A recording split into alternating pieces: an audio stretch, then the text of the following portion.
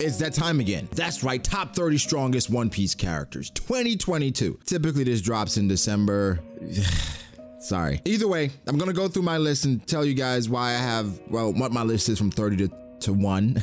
I will have some honorable mentions. I've gone through my list a bit, and here's the thing, guys. I know how I do my list is incorrect because it's not really a top 30 strongest, because it's just a top 30 ranking, because I haven't sat down enough to go through and exactly pinpoint how strong these characters are against each other. Maybe I could do that another day, because I think that's truly how you represent strength, how strong you are against the field as opposed to the person beneath you. Because typically for these top 30s, it's like, well, I don't see Magellan ever beating Marco, but can Magellan do damage to someone like Sanji? I don't know. Just an example, not saying that he can. It's just for Boy Hancock, I think she's a great exception here, where she can do damage to a lot of people as long as they're lusting or has some attraction to her, even when they don't. Her power and her strength is not necessarily represented by where she is in most standings, because, well, how do you factor that in? And I think One Piece is a lot of rock, paper, scissors. There's a lot of unexplained things, a lot of characters we don't know about, and we're just guessing. So don't get mad at somebody's list.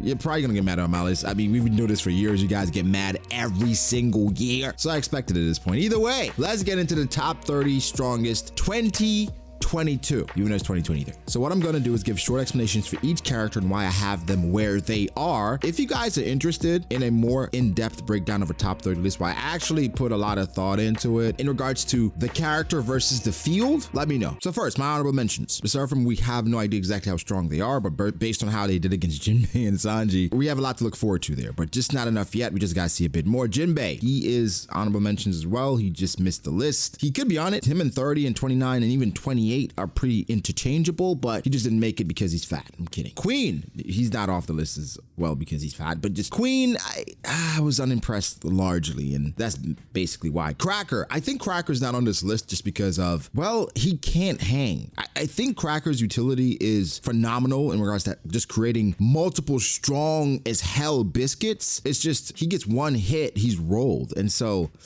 Kobe as well. Kobe has made a leap based on showing absolutely nothing, just story plot and possible progression. So Kobe makes a lot of people's lists, typically just because he's Kobe and we expect him to make an impact going forward. Lucky is also on my honorable mentions. I feel like I'm lowballing the hell out of him. I just don't know enough to put him there. It is a contradictory statement because I have other characters on here that we don't know much about, but they're on the list. But that's just what it is. He probably makes my 2023 top 30 list though, because I think Shanks does make a move. Either way, we have to move on because this video is getting quite long. So 30, we have Doflamingo. People may say Doflamingo has no business being on the top 30 list in 2022. I agree. I'm just biased, and I feel like Doflamingo is probably one of the most versatile fighters we've ever seen. Hella utility, and I may be scaling him up a bit because I think Oda's gonna do the same once he escapes Impo down. 29, Rob Lucci. Yeah, Rob Lucci did not have an amazing showing against Monkey D. Luffy, the sun god, the main character, the plot no me himself. I'm kidding. I'm kidding. Come on, we love Luffy over here. I think he did a lot better than people expected. People are gonna change their tune and say, well, Rob Lucci, he didn't really do anything. Well, y'all said he was gonna get knocked out, and he didn't get knocked out. Well,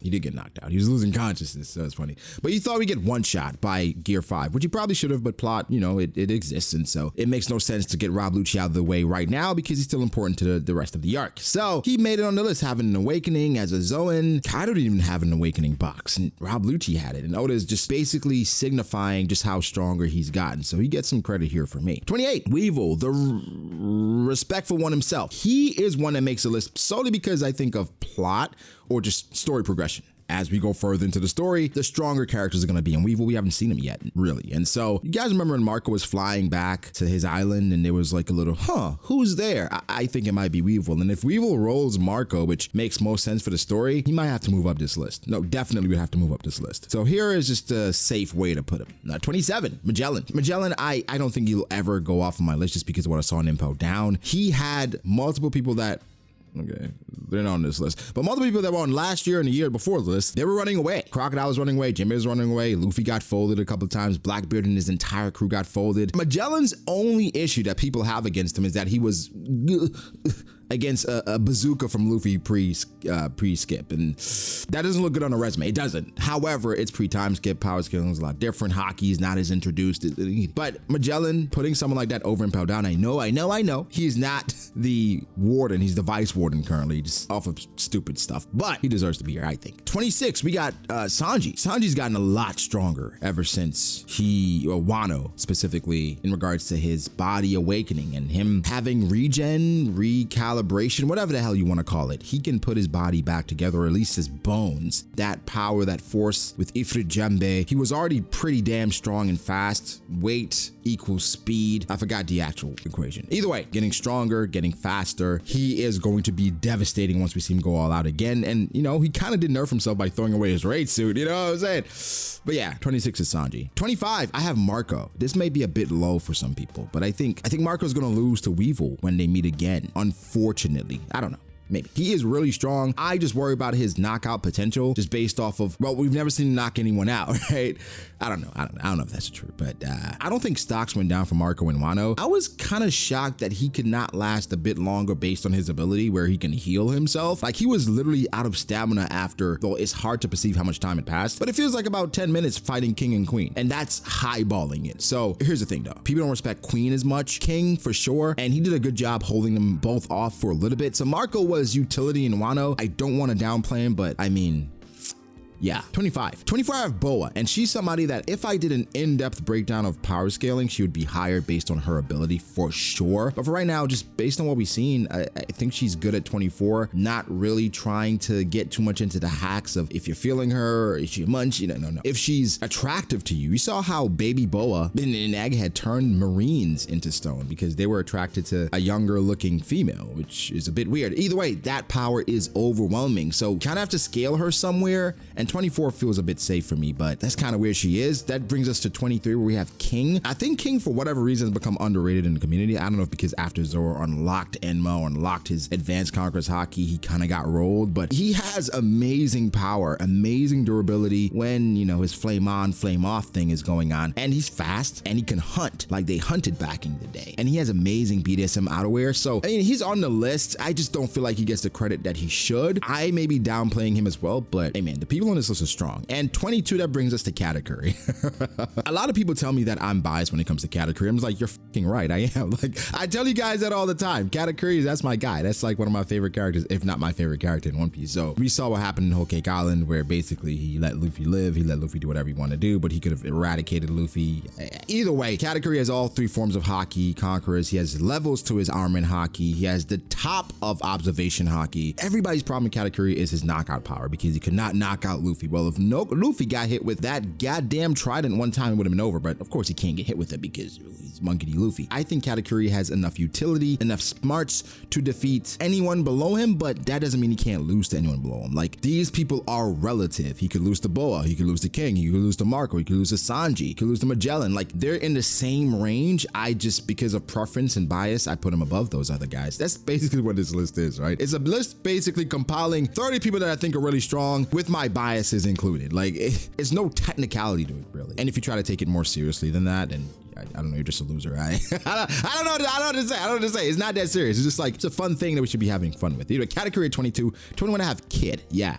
I've been seeing some top 30 lists recently, and for whatever reason, Kid is being left off of some lists. What is wrong with y'all? Y'all are trash if you do that. Just FYI, because Kid deserves to be on this list. Kid was not Law necessarily in Wano, right? Law was sussy, but Kid did a lot of things that a lot of people don't respect. Okay, first off, and this is the only thing I'm gonna say. Okay, so only thing, Kid made Big Mom dodge, and that was the first time, other than when she told Kaido to beware of Enma in Wano. Other than that, that's the only time Big Mom ever dodged an attack. Different. There are more things, right? Like the beautiful craftsmanship of his works, man. Like, they should be in a museum, bro. Like, that doesn't matter here. Kid at 21. At 20, I have Sengoku. I understand. Like, why do I have this old man that's here turned gray in 1 year, 2 years? He still was the former fleet admiral. I don't think strength just goes away because you get old in One Piece. And he has an amazing devil fruit, a mythical fruit, and based off of how One Piece has been trending, these mythical fruits, they're pretty impressive, man. We don't know exactly what he can do as a Buddha. I don't know if that's why he was super wise when it came to battle, because Whitebeard did praise his IQ. I think he still deserves to be on the list. Now, 19, I have Law. And it's like, well, Law is already over the former fleet admiral. Well, yeah, no, we're just parsing here. Out of everybody in Wano, I think Law impressed me the most considering where he came from. And where he came from was getting mollywopped by Doflamingo, who's 30 on this list. So it's a pretty big jump. But why did he jump this high? Well, Law unlocked several abilities in Wano, apparently, that we didn't know about. He had an awakening. He had Curtain, which again is a defensive capability. We didn't know he had things like that. Gamma Knife, of course, obviously. Radio Knife. Law is just walking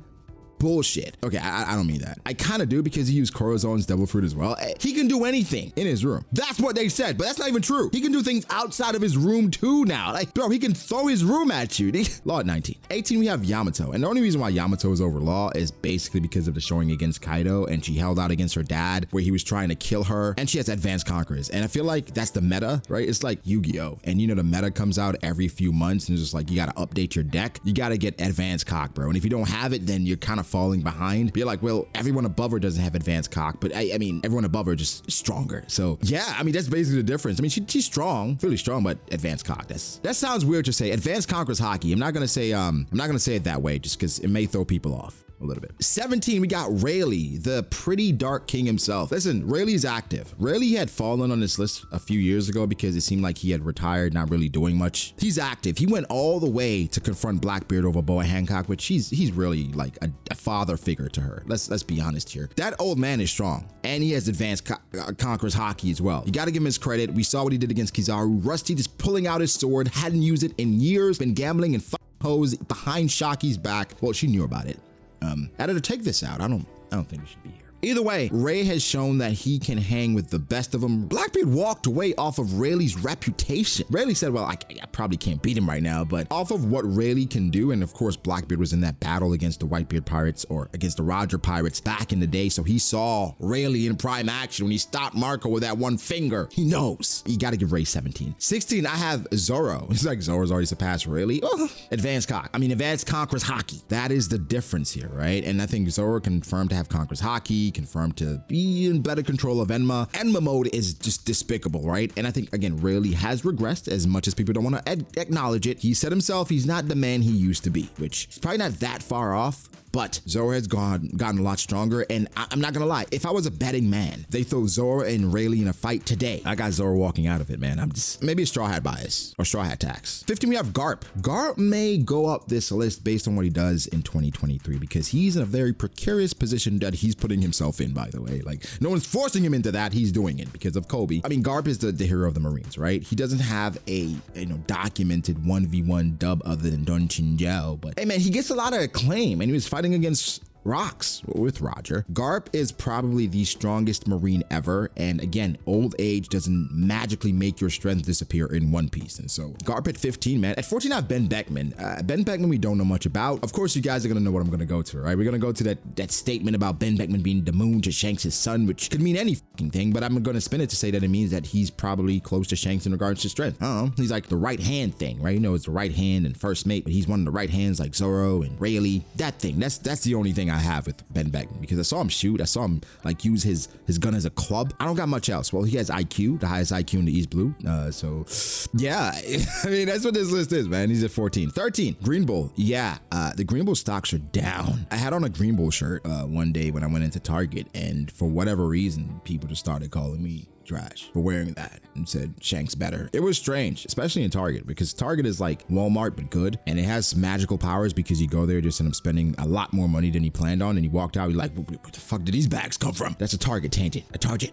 Back to the list. So Green Bull did not have a great showing in 2022, man. Started off really well, beating King and Queen, even though they were weakened, ancient Zoans after 7 days. It's fine. He beat both of them together pretty easily, it seems. Well, the anime is gonna probably add some more exposition. He was great until he got Wi-Fi hockeyed by Shanks, and well, things fell apart for the Green Bull narrative. And then before that, we found out Sabo got away from Green Bull and Fujitora, along with everyone. Like, everyone got away. They captured no one. And so we still don't know where Vivi is. Maybe they captured Vivi. Either way, not a great showing. However, he's still an admiral, and he still managed to one-shot commanders. Well, not one-shot, beat 2 commanders. He one-shot a couple of the alliance, and he single-handedly forced Yamato to say, you know what, I cannot leave. Yeah, you guys are not ready. Number 12, I have Sabo. I have Sabo specifically over Green Bull because of the advantage type. It's like Pokemon, right? But Green Bull, he has a technique that can go against fire, because he's like, I'm an admiral. You think just using fire is going to work against me. Well, it did, but it just has a technique that can work against it. I think Sabo is amazing. I think Sabo's gotten a lot stronger ever since he got the Miramura no Mi. He was strong before then with the dragon techniques and hockey. Add the Miramura no Mi with the techniques on top of that, the experience, the high pressure situations he's been in since then. People are starting to speculate that Sabo could have Conqueror's Haki, advanced Conqueror's Haki as well. I don't know. Probably. I think I'm comfortable with Sabo being at 12. 11, we have Fujitora. And, you know, one may say, well, Sabo and Fujitora are pretty much tied in Dressrosa. I don't think so. That was my perspective. I think Fujitora had the upper hand there. They're comparable now, right? Sabo could very well beat Fujitora. Again, just because someone is over them doesn't mean that they would beat him, right? That just means that if I flip a coin, that's the person I'm picking. But Sabo could absolutely win against Fujitora. So that's, you know, Fujitora at 11. 10, I have Dragon. I have no idea why I have him here. Okay, well, he is the leader of the Revolutionary Army, and he is Garp's son and Luffy's dad, and so he gotta be somewhat strong. You gotta show me something, bud. You got a little bit, you run out of time, buddy. Dragon used to be number 1 for me. He's at 10 now. By next year, he might be at 15 if he doesn't do anything. Yeah, behind Sabo. Yep. Just because. Make a move, damn it. 9, we have Kizaru. And this may be interesting, 2023, because Kizaru is on the move and he's going to Egghead, and it may fluctuate. He may go up or down based on what he does in Egghead. Granted, he's going against Luffy and he's going against the main characters. There's only so much he can do. But based on all the L's the Admirals have taken lately, I think Oda may show them some grace and Kizaru may do some good things, or he may get rolled. And if he gets rolled, then he falls down this list. And we know Kizaru, we know what he can do. I'm not going to get through all of it. He's a light man. Big. You get it. Number 8, I have Big Mom. Yeah, this is probably the lowest I've had Big Mom in a long time. And we all know what Big Mom can do. Her strength, her durability, her devil fruit. The reason why Big Mom is this low, you want to say, is I think she, out of all the Yonko, she's the one that can get got. Or people can get an attack in against her more than any other Yonko, right? She's gullible. She can be dumb. She is just the laughing stock of the Yonko, even though she is intimidating as hell. If there's any Yonko that can get got, like 1v1 is Big Mom. I mean, she couldn't even take out Marco at that time because she needed her souls or whatever. Not saying she's weak. She's not weak. I'm losing faith in Big Mom, and I feel like people are catching up based on her. She's getting old, man. Yeah, Big Mom at 8. At 7, I have Luffy. Yeah, I have Luffy over Big Mom. That's crazy, right? 3 years ago, I would have been like, yeah, what? No freaking way. Luffy's over Big Mom. I think with Gear 5 and what he did against Kaido at that end of the fight with Bajoran gun and everything he was able to do, and again, Gear 5, I'm comfortable putting him over Big Mom because Big Mom, again, she's gonna get hit a lot, and Luffy's gonna hit it in the wrong way, and she might be done. Luffy's at 7. At 6, I have Aokiji. You're like, yo, we have Aokiji over Big Mom. I mean, Aokiji is one of those guys that I think is underrated as hell, considering that he lost to Akainu in 10 days and he was supposed to be the fleet admiral. As much respect as people give Garp, they equally disrespect the current admirals. I don't know why. People say that this is the best era of piracy. Pirates are stronger than ever, but the Marines, the main antagonists of them, they're going to be weaker than ever. So Aokiji, I'm giving him the credit of his abilities, the fact that he took Akainu, who a lot of people have really highly, to 10 days. I got him at 6. That could change in 2023, but right now I got him at 6. At 5, I have Blackbeard. Yes, Blackbeard. I would never put Aokiji over Blackbeard. I don't think that would make much sense. Blackbeard still has some growing to do. I think he still gets another devil fruit. But we all know what Blackbeard can do. I've been seeing more and more things pop up where people are saying, well, Blackbeard is not even that strong. Blackbeard is weak. Why do you think Blackbeard is going to beat Garp? I have no idea where that's coming from. Like, if you don't think Blackbeard is currently top 10 and Blackbeard would beat an older vice admiral, I know it's downplaying who Garp is, but come the frick on, guys. This is Blackbeard. He has 2 devil fruits. 2. And not 2 weak ones. It's not like the jacket and then Koro's own devil fruit. He has the Yami and the Gura. And I will talk about how Blackbeard will roll Garp or beat Garp. Not easily, but I'll talk about that because God, it's not disrespect to say Blackbeard is going to beat Garp, but him being 5 here makes a lot of sense. 4, maybe a little bit controversial, but I have Mihawk. My Mihawk respect has been growing. Last year I had Mihawk at 5. Now I have him at 4. Maybe this year, 2023, I have him at 3. Yeah, so Mihawk, he's been growing just because, well, the story's been telling me that. The story confirmed what I've been feeling with giving Mihawk a higher bounty than Buggy, the person that was the leader of Cross Guild. That never happens. He is the subordinate of Buggy, they're saying, right? That's the narrative, the propaganda that's out there. And they went and said, you know what? We're still gonna give him a higher bounty than Buggy, than current Yonko. Marine Hunter? He might have an admiral on that body, bro. I'm not gonna lie. So Mihawk at 4. 3, I have Akainu. Other than that desk, I don't know if there's anyone right now that can hold him back and get away from him without sustaining heavy injuries. I think he's the leader of the new school for the admirals or for the Marines because there's nobody else that's really stepping up. Green Bull, you know, we had hope in him at one point, and he ended up being a bitch of the Celestial Dragons, and so Akainu's all we got, right? Akainu's the last of the Mohicans. Kizaru's headed there. We'll see how he does. But I mean, Akainu and his power, his output, and his perceived growth after fighting Aokiji, I mean, I got him at 3. At 2, we have Kaido. What else is there to be said? We saw what Kaido could do in Wano. Luffy managed to get the dub on Kaido. I don't want to downplay Luffy's dub, but let's be honest here. We saw what happened. We saw everybody that Kaido was fighting. We saw how Luffy basically took a smoke break in the middle of it. Few times, actually. Got a whole meal, right? He ate everything in Kaido's stomach. Kaido's too. Number 1, I have my boy Shanks. I don't think this was surprising. It was the year of Shanks. Oda lied about it being 2021. It's 2022. One of the best feats ever. We already perceived him as one of the strongest characters, but here's my hot take of the day, okay? Here's my hot take. I think current Shanks is comparable to Prime Roger. I've said it before. People said I was crazy. That's how I feel about Shanks. I feel like the new school, they're not that far behind the old school. They might be even on the same level. That's my top 30. Again, give me your top 30s below. I know you guys are going to dissect and shit on my list, shit on my logic. That's fine. Top 30 lists are opinions, biases, and weak arguments about why a character should be there. That's all it is. Should be fun. And so here we are. I may do an all-time list as well, because I do that every year technically too. And I may have a discussion coming with someone else debating our top 30s. I wonder who that could be. Subscribe for more.